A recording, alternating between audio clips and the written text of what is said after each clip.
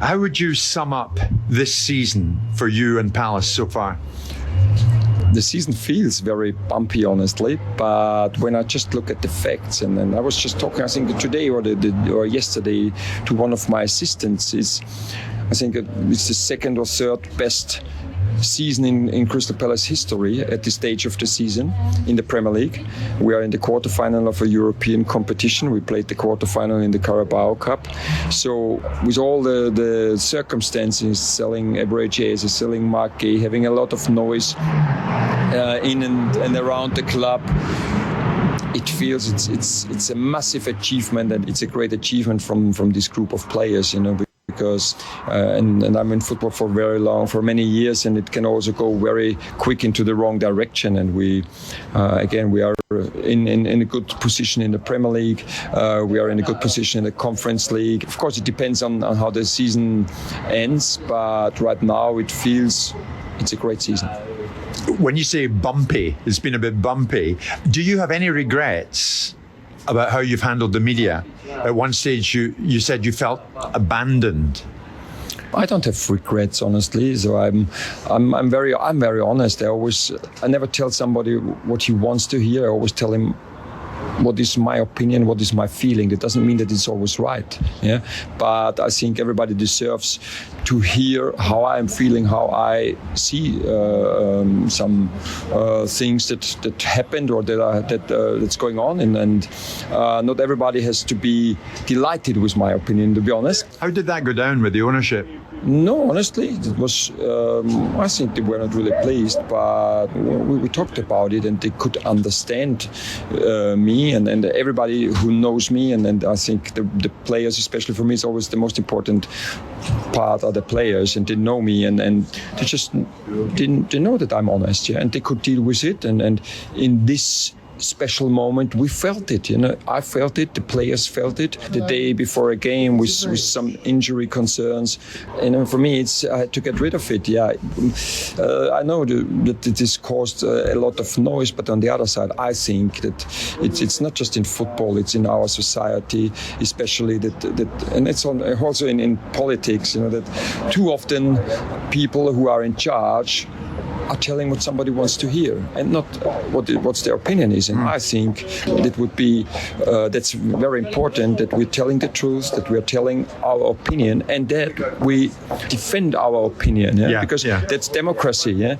Discussing, saying that's your opinion, that's my opinion. We're discussing at the end, but there is one main goal. We all want the best for Crystal Palace. It's the players, it's the manager, it's the staff, and it's the chairman. And then it's important that not everybody says, it's good what you're doing, it's good, because I think you need discussions, that you bring the club forward. And I think when we look back at the 2 years where I am in charge, we brought the club forward. So you have no regrets about what you said. Do you worry in any way that some people have suggested that your conduct, you were too honest? It might put off prospective boardrooms. Other owners might look at Oliver Glasner and think, well, I remember what he said when he was at Palace. I think, when I think about your question, have you been too honest? Can you be too honest? That's my question. So I always like if somebody's honest to me, and I know it's not so many can't deal with criticism, but criticism is a way of supporting, and it's also building resilience, not always saying, it's good what you're doing, it's good what you do, it's good what you do. If you do something that's not good, it's very important that somebody tells you that was not the right thing. So even when you grow up, you can't, let's say, steal something, and somebody says, it's nice what you have done. And somebody has to say, hey, it's the wrong way. And that's, I think, nobody can be too honest. You're looking forward to a strong finish to this season with Crystal Palace. Thereaafter, do you want to stay in the Premier League? To be honest, I don't know right now. So for me, it's really the focus on having a great end to the season. We're still a lot to achieve. We're not so far away from the international places in the Premier League. We're in the quarterfinal of a European competition.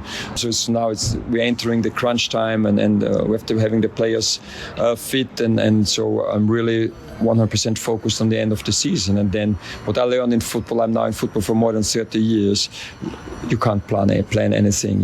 Things happen happen or don't happen. So I'm really open, and let's see what the summer brings. But again, for me, the most important thing is now having a great end to the season, having a great end to the more than 2 years with Crystal Palace, and then celebrating all together.